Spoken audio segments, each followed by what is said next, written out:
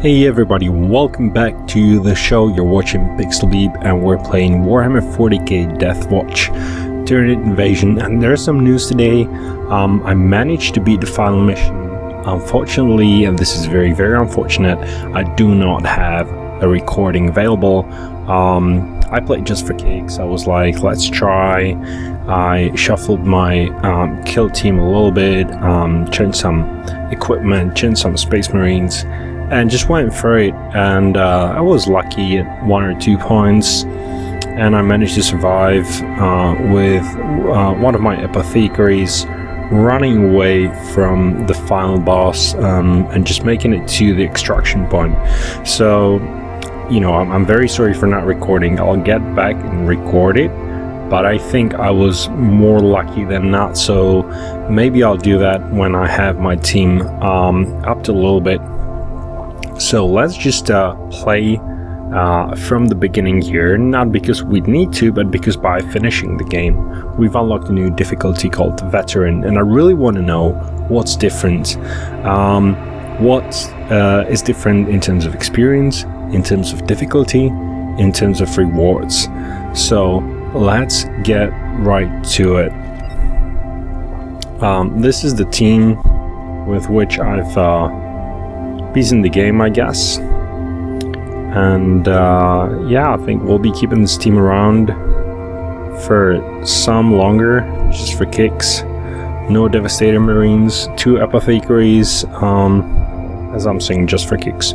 One thing that I do want to say here at this moment is one of you who are watching this series, and I'm very happy for you watching this series and being subscribers, namely Steve Ochiogrosso, has commented on video 43 with a lot of useful notes.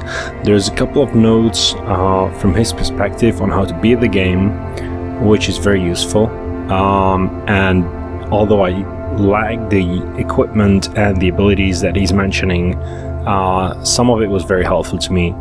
Also, he has linked a spreadsheet that specifies which loot you're likely to get at which phase, which mission. So this is also very interesting for you loot hunters who really want to equip your Space Marines with specific types of loot. You know, a great find all around. I will be linking this to the information below the video, so you can find the link. Please go to part 43 of the Warhammer 40k Deathwatch videos to read Steve Ochiogrosso's take on how to beat the final mission. Now, without further ado, let's jump straight into the mission. All I remember by now from Act 1, Mission 1 is that there is water and bridges. And I'm not really sure if it's the one where one of my Space Marines gets detached from the team. The biomass pools in this chamber. I'm sorry, I was completely wrong. With the atrophying completely agent. wrong. Begin That's the Act process 2. by pouring the flasks into the pools. Expect heavy resistance. That's exactly what I'm expecting. So yeah, it's so long ago since I've played Act 1 that I don't even remember what it was. But it's this one, which has a great farming mission in it. So without further ado, we're gonna jump straight into it. Again, I want to thank you, everybody who is subscribed. If you're not subscribed, do subscribe. It's just one simple click. And don't forget to tell all your friends and your grandma and everybody about these series. By the way, I've started a new series on Ultimate General Gettysburg, which is another great strategy for the iOS, for the iPad. It's actually the best strategy, real-time strategy that's currently available on the iPad. So if you want to see what it's about, just check it among my playlists. And let's see here, we got Leandros and Nathaniel Fistfall, the evergreens of the series. Whoops, and you can instantly see that the Tyranid is Hormigons is probably equipped with a little bit more points, I'm not really sure, but normally he should be dead by now, and he's not, so I think there's a little bit more of that resilience. It could be stats, it could be hit points, it could be anything really. But let's just see how it goes. Yep, they can definitely withstand more. At this point, the Andros is totally capable of taking out Xenos with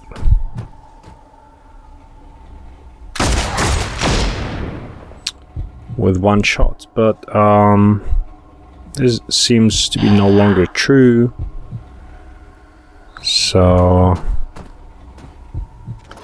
that's interesting.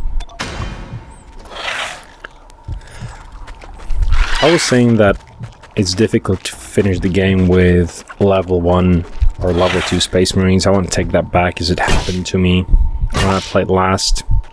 You can finish the game, you just need to be a little lucky. And I have not really prepared for the mission, just jumped straight in, and you can already see my Space Marine is soaking damage.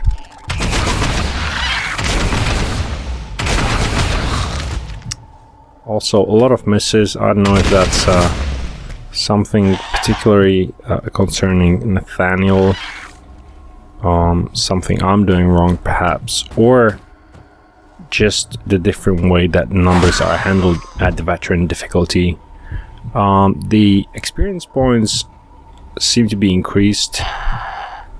Specifically, I'm getting 90 experience points per kill instead of 60. So that's an increase. And I didn't catch if the other Space Marines are getting 30 instead of 15. We'll find out soon enough, I guess. I guess right now. Yeah, 20 something, right? It was a little small on my screen, but I think it's 20 something. Let's make it count here. Smash! Oops. Let's use the ability to grant us some additional points. Boom, you're dead, buddy. But it seems like so could be so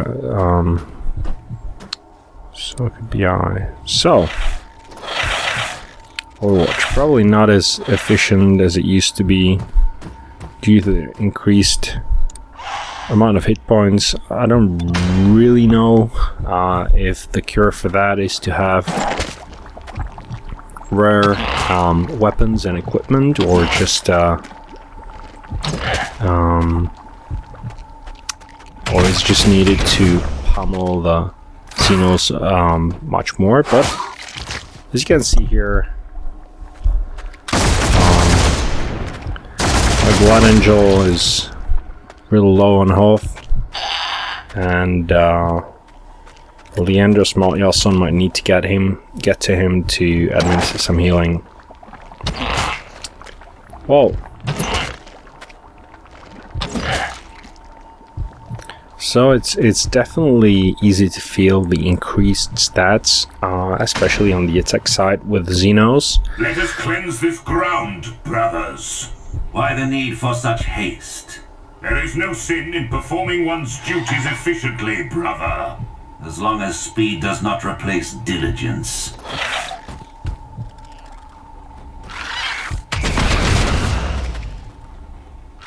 So for me, it's overheated. It's really a question whether it's worth it to invest into health when you're leveling your Space Marines.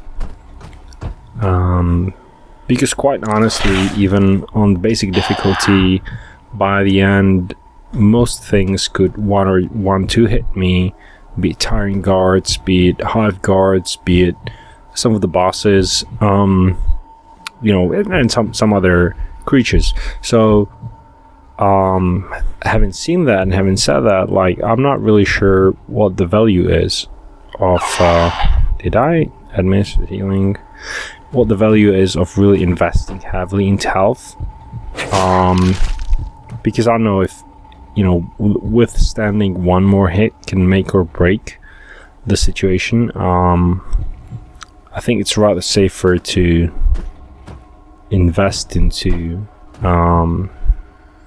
attack.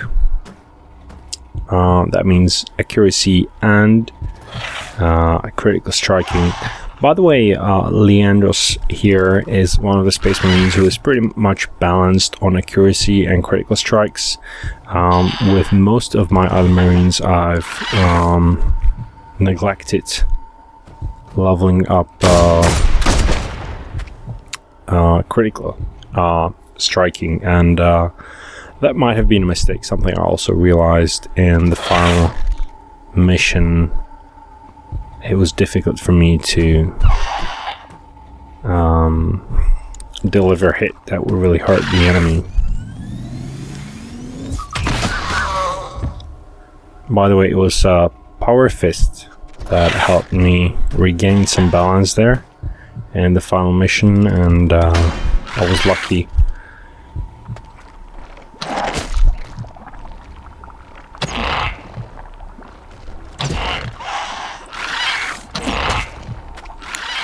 So the same map, the same mission that we've played on the basic difficulty, it does feel differently on the veteran difficulty. It feels like I have to be more cautious. I have to plan more meticulously, which I'm not sure I do, but it feels like that. And that's definitely a good thing.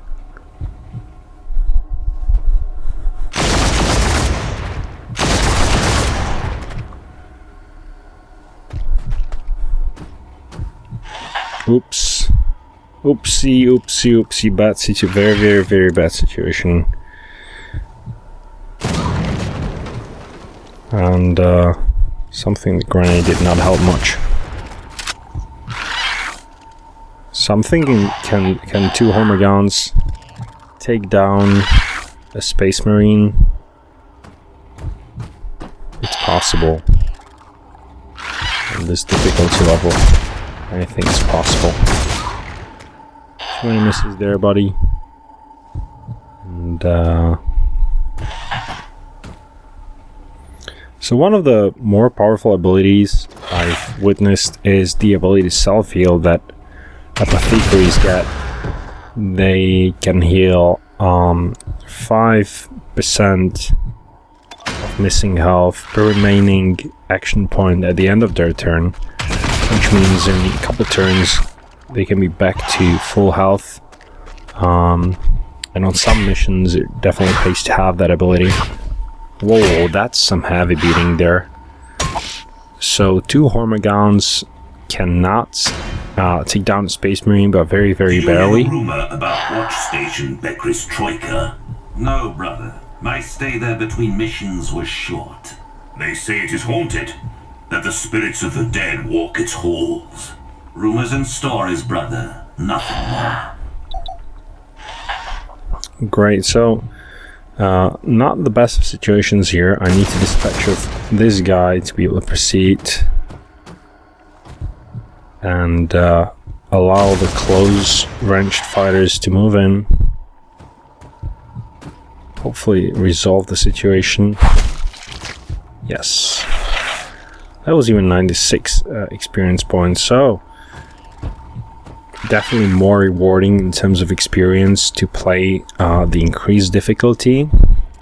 In terms of loot, we'll have to see.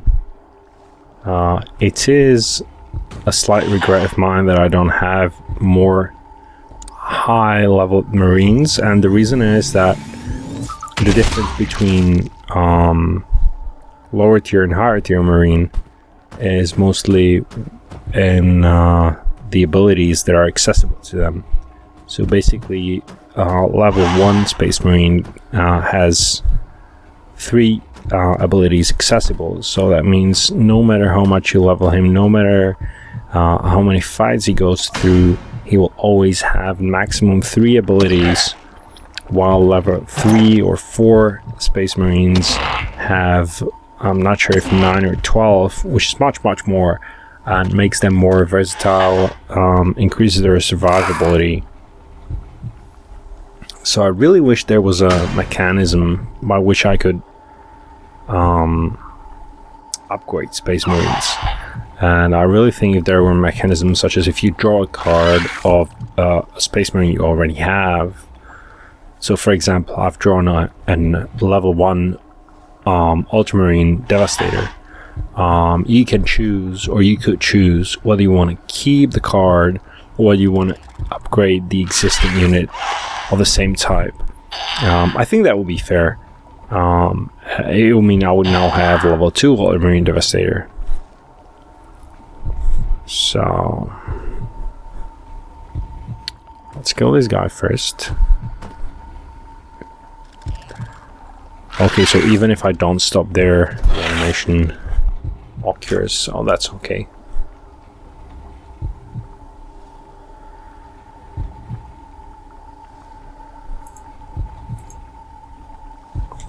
Right, so we can proceed.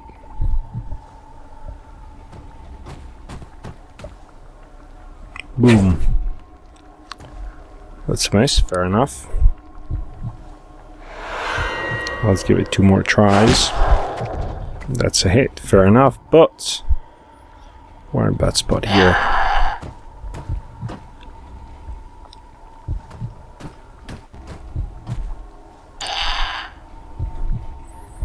It's funny, it's really a good game because I thought I would not feel like I want to replay the levels all over again with the increased difficulty, but the truth is I really do want to play them all, and I'm really enjoying myself despite the fact that I've seen this and played this. And again, I think it's mostly due to the change in the numbers that we're working with, the statistics and attributes that make the game less predictable, and also it doesn't feel like a walk in the park. I was very lucky there. Leonard survived. That was no accident. That was pure luck.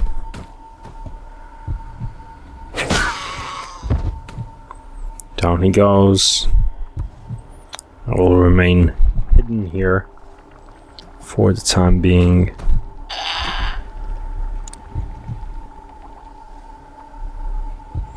There's a couple of new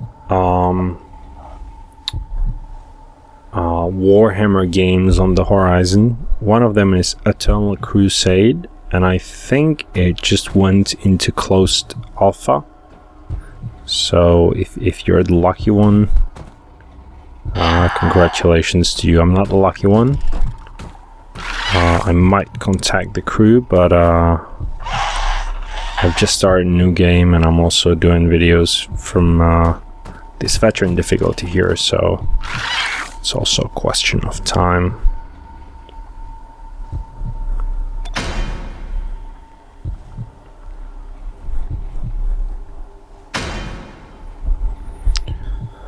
Alright, so we're gonna be wrapping up here soon. I just want to make sure I've removed most or all of the Tyranids for the sake of experience. This is not very good, but let's leave it at that. Can't be babysitting my units. And can't see them, right? That's not very good. Oh, 3 of them. That's lovely. That was a good hit.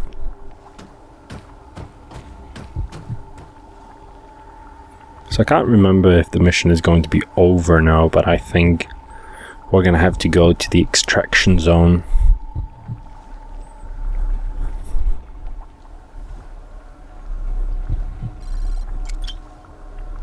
Yes.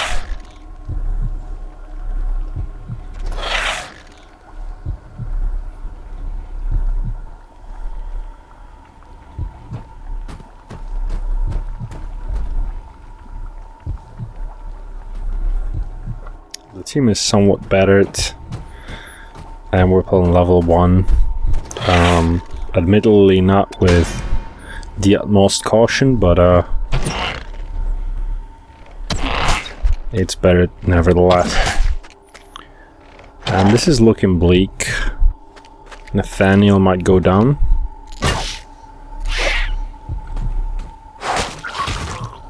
Very nice.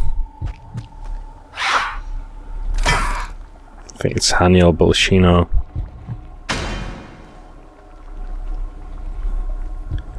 Right, so this guy can take a detour.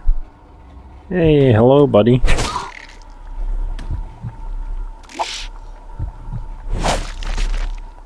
Oh my god, how many of you? Just how many of you are there? Hey, hey! I was just saying.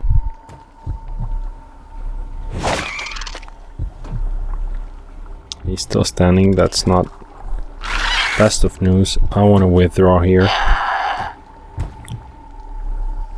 And honestly, I also want to withdraw here. But what can you do?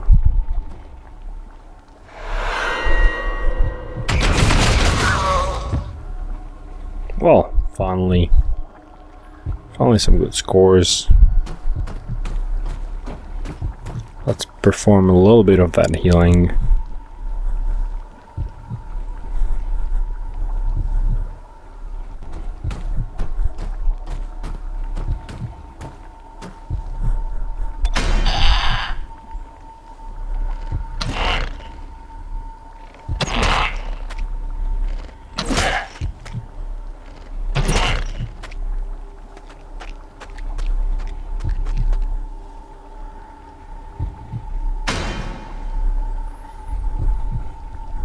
Alright, so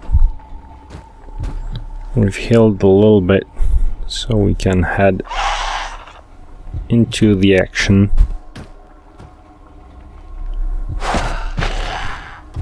Be a little bit violent.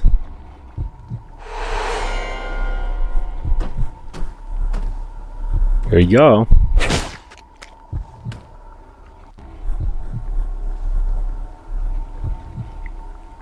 So now what is this situation again? My power access overheated. This is crazy.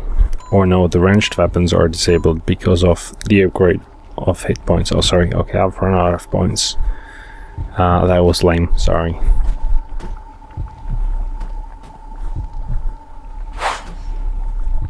Come on. This Alpine Calpium has a huge brawling damage mitigation, also dodge, and an item that further mitigates damage. So he was able to withstand the brutal beating from Broodlord and Carnifex and all that. Right, that concludes the first mission on the veteran difficulty. There's a definite increase in the experience points in terms of reward, and right now we're gonna see if there is some better loot. Also, you can see instead of 6 points per mission, we have been awarded 10 points per mission. I think that has changed. I think it was 6 points, I'm not absolutely sure. Whoa, whoa, whoa, and here we go. This is it, brothers. The Scythe of Ultramar. Fantastic and rare heavy boulder. I really want to equip it, but I'm not sure. Rufus is level 1, so I'm not sure it's going to work out nicely. Oh, chrono grenades. I've not encountered these yet as well. So interesting. I've not ended the video yet because I really want to check the details on the heavy boulder we found, and if every single level reward or mission reward is going to be this good. The veteran difficulty is what I want to play, or what I even wanted to play from the beginning.